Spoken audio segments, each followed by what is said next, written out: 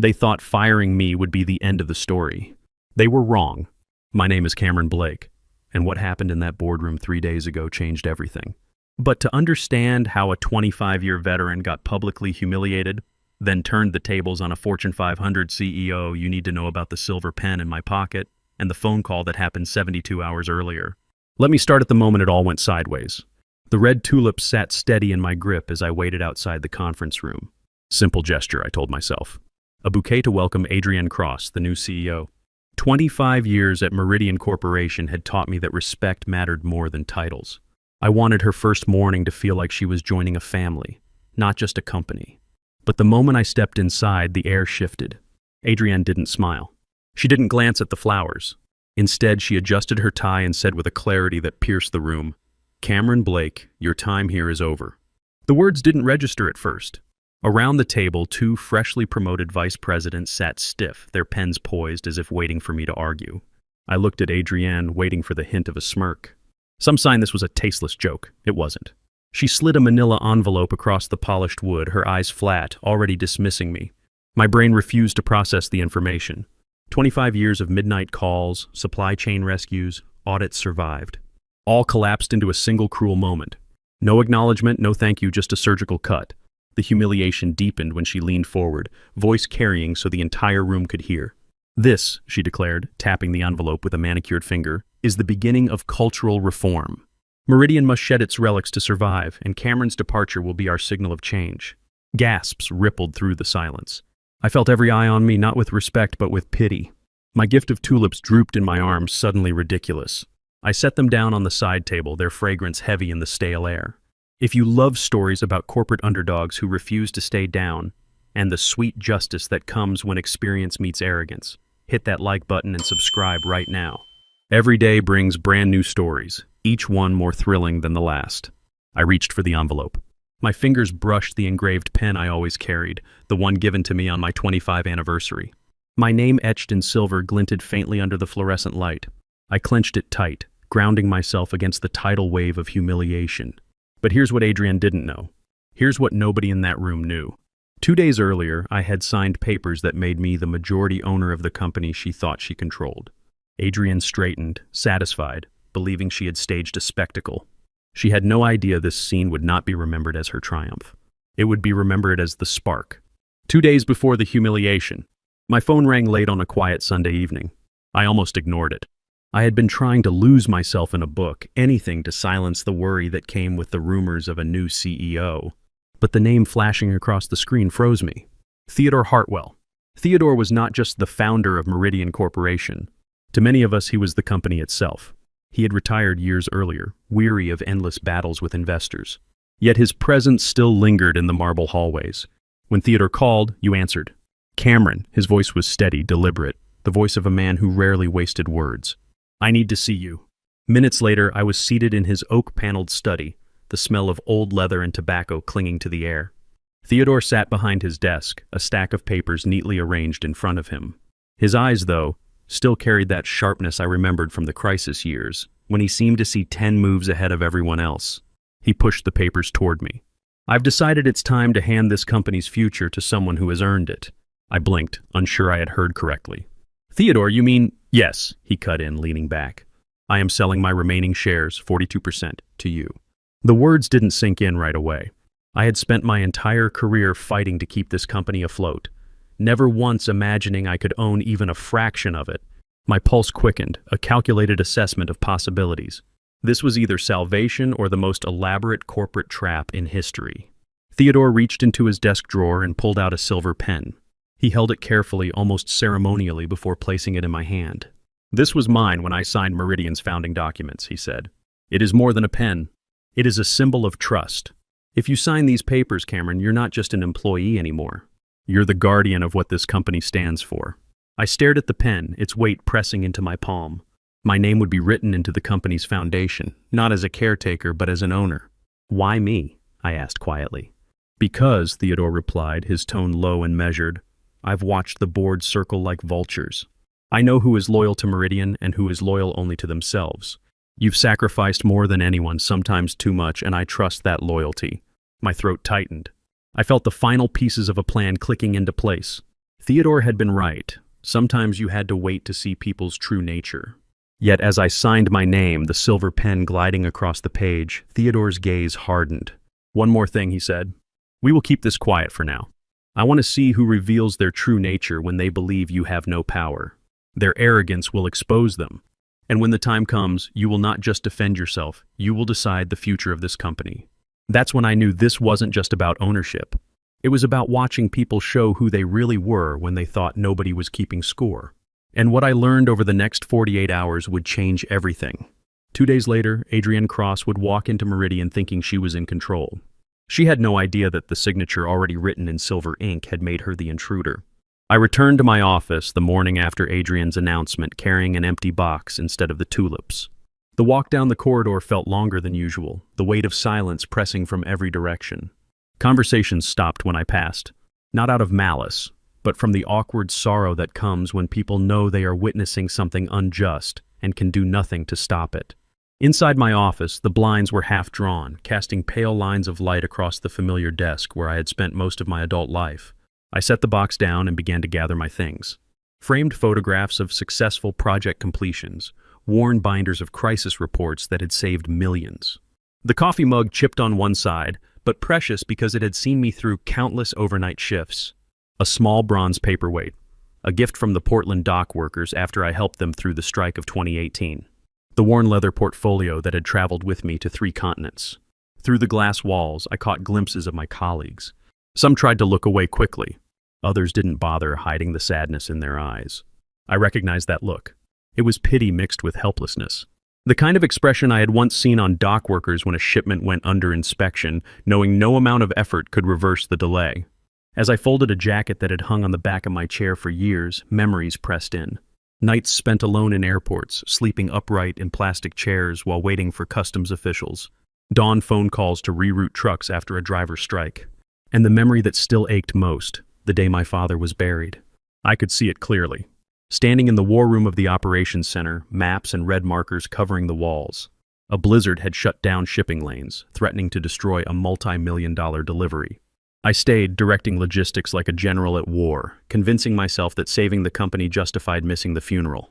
I never forgave myself for that choice, but I wore it quietly, a scar invisible to everyone but me. Now, looking at the faces outside my office, I wondered if anyone truly knew the cost. The boardroom could erase me with a single letter, yet the sacrifices I carried were carved into me permanently. Oddly, there was pride in that thought. My name might not be on the building, but its foundation was built with pieces of my life. I slid the last folder into the box and paused. My phone buzzed. A message flashed across the screen from Daniel Morrison, one of the longest-serving managers in supply chain. A man who had weathered every storm at my side. His words were simple. "No one here has forgotten you, Cameron. Not now, not ever."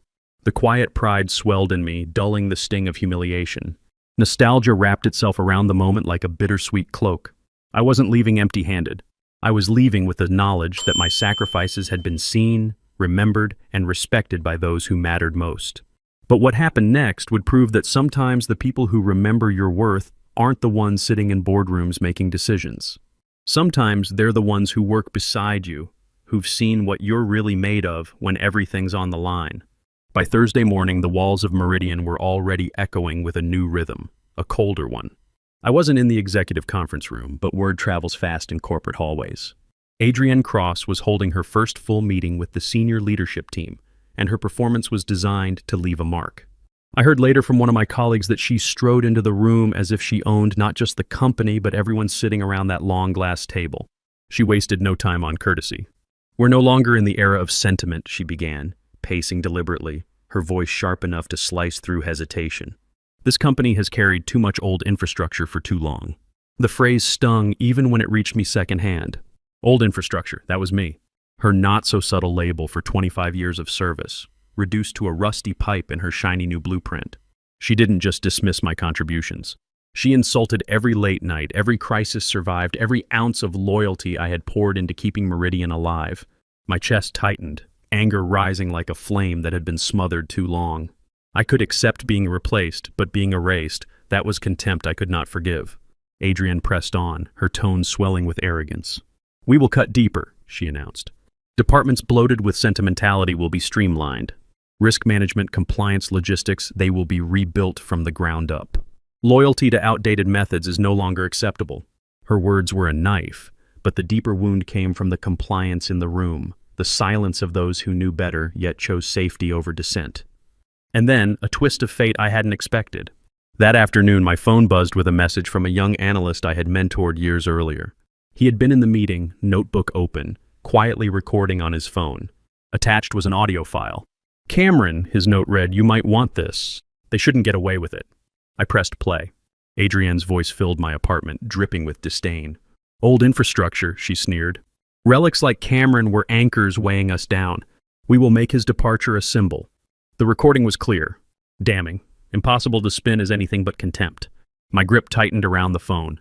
Anger coursed through me, but alongside it came a steady, cold focus. This wasn't just humiliation anymore. It was evidence. Adrienne had given me the very weapon I might one day use to expose her, a blade forged from her own arrogance. For the first time since my dismissal, I allowed myself a thin smile. She thought she had silenced me. Instead, she had handed me her own words, and words have a way of echoing longer than power. But what Adrienne didn't know was that while she was busy burning bridges and making enemies, the man she'd just insulted now held the keys to her kingdom. Friday morning arrived heavy with expectation. The board of directors gathered in the executive conference suite, a room designed to intimidate. Polished mahogany table that stretched nearly 20 feet, floor-to-ceiling windows that framed downtown Portland like a corporate painting. Leather chairs arranged with military precision. At the far end of that long table sat a chair unlike the others. A simple placard rested in front of it, printed in bold. "Reserved, majority shareholder." The sight of it drew subtle glances. Some directors tried to mask their curiosity, sipping coffee as if uninterested, while others leaned ever so slightly, whispering speculation. The title carried weight. A new majority shareholder could shift the balance of every vote, alter the company's future with a single decision. And yet, the seat remained empty. Adrienne Cross, standing at the head of the table, noticed those glances but chose to spin the silence into her own narrative. With a confident smirk, she tapped her notes and said smoothly, "You'll be pleased to know the new investor aligns fully with my vision for reform. Their absence today is simply a formality. Consider it a silent endorsement of the changes we are putting in place." The words were designed to calm the room, but unease lingered. Directors exchanged measured looks, balancing skepticism with caution. It was true that investors often operated from behind the scenes, but the deliberate reservation of a chair with a nameplate announcing ownership was unusual. It carried the promise of presence, of someone who would eventually claim it. I wasn't there yet. I waited outside, just beyond the frosted glass doors. My hand brushed the silver pen in my pocket, the one Theodore had given me when I signed the papers. The weight of it grounded me, reminding me of the choice I had made 2 days earlier. My dismissal was still raw, but inside that room sat the stage for something larger than humiliation. I took a deep breath, crossed my arms, and pulled my shoulders back. It was time to show them who really held control. For now, suppression was necessary. Every instinct in me wanted to storm into that room immediately, strip away Adrienne's arrogance. But I had learned that patience was the most powerful weapon. Inside, Adrienne continued her presentation, gesturing at slides filled with forecasts and charts. Her voice carried the confidence of a woman certain of her dominance. "This company will no longer cling to outdated structures," she declared. "We are moving leaner, sharper, faster." Through the frosted glass, I could make out silhouettes shifting, voices rising and falling in the rhythm of corporate theater. Adrienne's voice cut through it all, sharp, confident, completely unaware that her words were sealing her own fate. And yet, even as she spoke, one director leaned toward another, his voice barely audible but cutting through the quiet like a secret. Who exactly is supposed to sit in that chair? The question lingered, unanswered, but heavy enough to settle over the room. The anticipation swelled. No one there could have known that the silence outside the glass doors was mine, and that when I chose to enter, everything they thought they knew would change. Keep watching to see what happens when 25 years of quiet patience meets corporate arrogance head-on. The air outside the boardroom felt colder than the air inside. I stood in the hallway, my dress shoes planted firmly on the marble floor. The silver pen clutched in my hand. The weight of it was steady, almost reassuring. Yet my pulse betrayed me, beating a little too fast, as if it knew what was about to unfold. Behind the frosted glass doors, muffled voices rose and fell. The board was settling in, and Adrienne Cross's voice was the loudest of all. "Today marks the beginning of a new era for Meridian Corporation," she boomed. I could hear the cadence even through the barrier, a salesman's rhythm, practiced to sound like inevitability. We're restructuring top to bottom. Deadweight will be trimmed. Inefficiencies eliminated. We're no longer bound by the past. Her confidence bled through the walls, a sound as sharp as glass. Inside, directors nodded, or at least pretended to. They had learned quickly that Adrienne rewarded visible allegiance. I adjusted my grip on the pen. Theodore had pressed it into my hand only days earlier, his eyes steady, his voice low. "This is more than ink, Cameron. It's a promise." The memory steadied me. Still, I could feel tension rising like static along my skin. Timing was everything. I couldn't step inside too soon. From my vantage point, I could see the secretary pacing back and forth, shuffling papers with nervous energy. She carried a folder thick with documents. New filings, I guessed. Her eyes darted toward the glass doors, then to her phone, then back to the folder as though something weighed on her. When Adrienne paused for a sip of water, the secretary slipped inside, handing her the folder with a whisper that wasn't as quiet as she intended. The ownership filings were updated this morning. I watched through the frosted glass as Adrienne's posture stiffened for half a second. The rhythm of her presentation faltered. I watched her fingers tighten on the folder's edge, her knuckles whitening for just a fraction of a second before she forced that practiced smile back into place. For a brief moment, unease flashed across her face, the mask cracking, but then she snapped the folder shut and forced a grin. As I was saying, she continued, her voice louder now, almost defiant, "Our path forward is clear. The new investor aligns with me completely. Their interests are my interests. There's nothing to worry about." The directors nodded again, but their eyes betrayed them. They had noticed her hesitation. The words hadn't landed the way she wanted. In the hallway, I exhaled slowly. My moment was approaching, but not yet. I had to let her arrogance climb higher. Let her feel untouchable. Only then would the fall cut deep enough to be remembered. I tucked the pen into my palm, its cool surface grounding me. The tension in the air was no longer mine alone. It seeped under the doors, coiling around the men and women seated at that table, wrapping itself tighter with every confident word Adrienne spoke. She thought she was in control. She thought the chair at the end of the table belonged to an ally. She thought the filings didn't matter. Soon, she would discover how wrong she was. Inside the boardroom, the hum of agreement grew louder. Adrienne's voice carried with the ease of a woman who believed the hardest part was already behind her. She stood tall at the head of the table, pacing slowly as though each director belonged to her already. "Progress demands boldness," she declared, gesturing to the slides projected on the wall. "We have already begun the process of trimming the fat. With your votes today, we make it official. Together, we're writing the future of Meridian." A few directors leaned back in their chairs, nodding, their expressions cautious but compliant. One, then another, voiced support. "I think Adrienne is right," one said.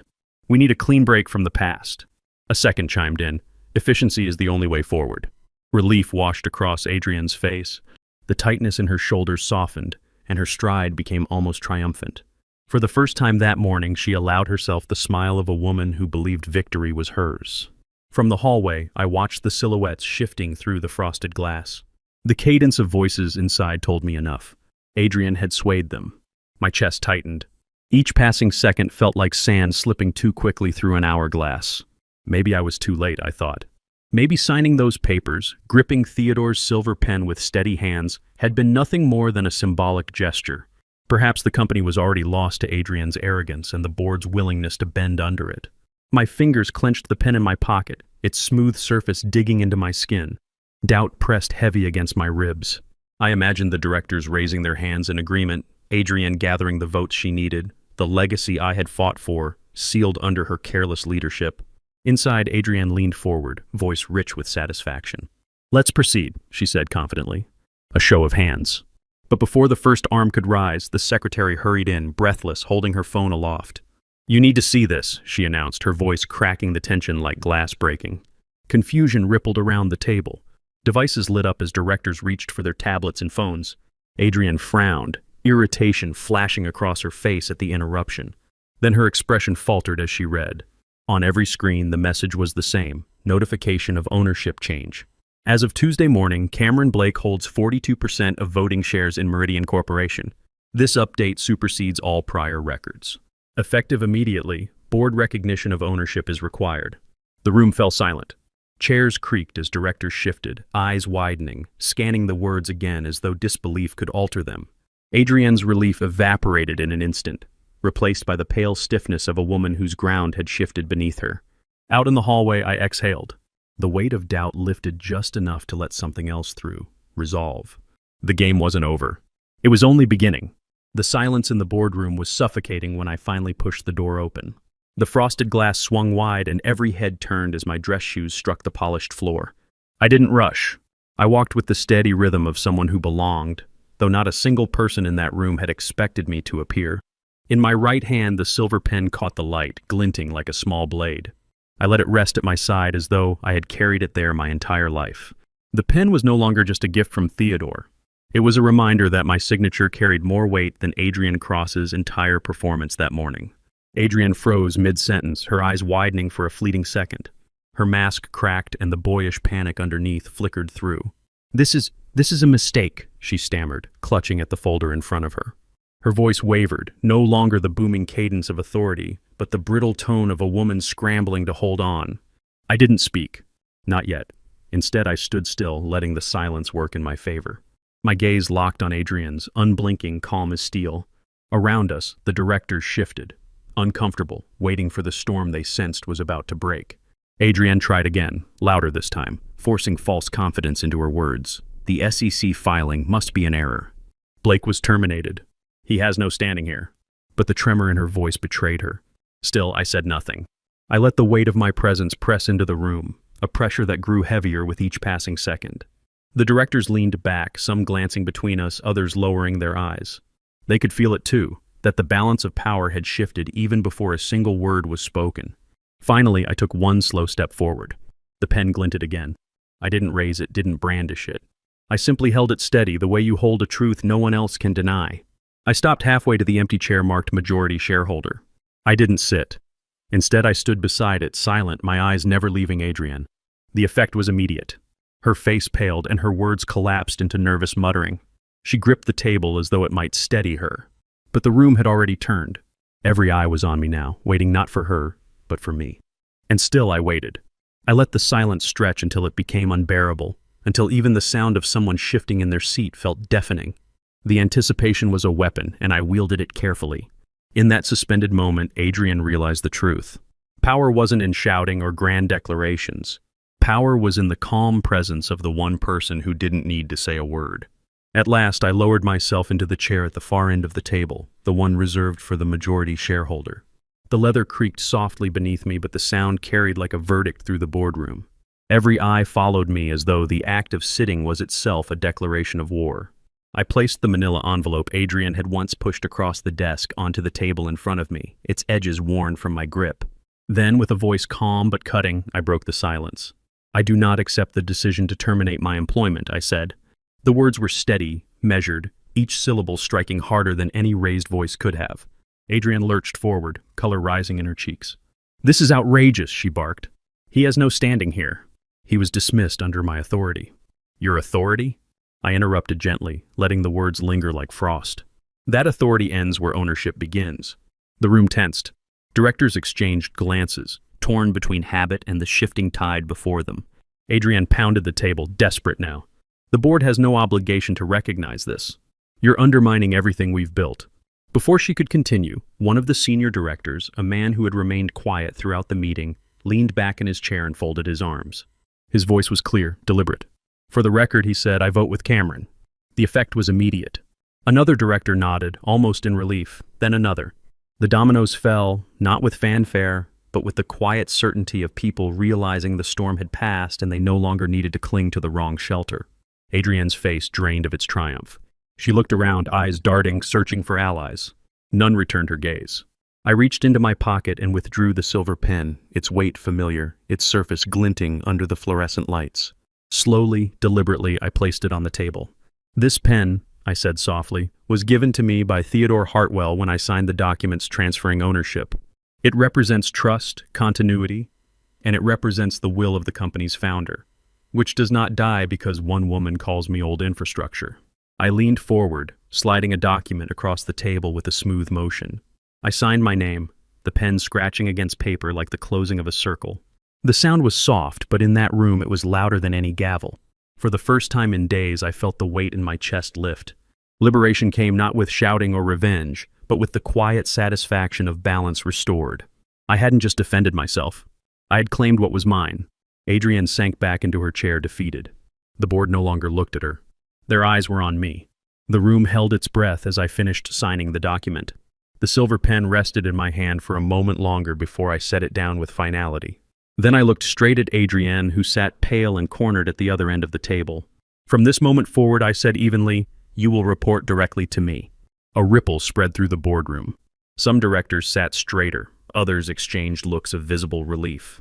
The tension that had pressed down on the room for days finally broke. One director exhaled so heavily it almost sounded like a laugh. Another began to clap, and soon a handful joined, hesitant at first, then firm. The sound echoed off the walls, not thunderous applause, but the kind that spoke of people grateful to see justice restored. Adrienne's jaw tightened, but she no longer protested. The weight of silence around her made it clear she was finished. I picked up the silver pen again, holding it between my fingers as the light glinted off its engraved surface. A small smile curved across my lips. "This company doesn't need showmen," I said quietly, letting the words hang in the air. "It needs guardians." The board nodded, the meaning settling into their bones. For them, it was closure. For me, it was triumph, not loud or vengeful, but steady, undeniable, and just. As I gathered my papers, the pen slid easily back into my pocket, right where it belonged. Liberation wasn't about erasing the past. It was about proving that sacrifice still mattered, that loyalty wasn't a relic, and that integrity could outlast arrogance. For the first time in a long while, I walked out of a boardroom not as an employee, not as a scapegoat, but as the rightful steward of what I had built. And the look on Adrienne's face, that hollow recognition of defeat, was more satisfying than any speech I could have made. Sometimes justice doesn't roar. It arrives quietly, with calm hands and steady resolve. If you enjoyed this story about never judging someone by their appearance and how patience can be the most powerful weapon of all, hit that like button and leave a comment letting me know what you think. And if you haven't subscribed yet, make sure to subscribe and hit the notification bell to get updates on new stories just like this one. Thanks for watching, and I'll see you in the next video.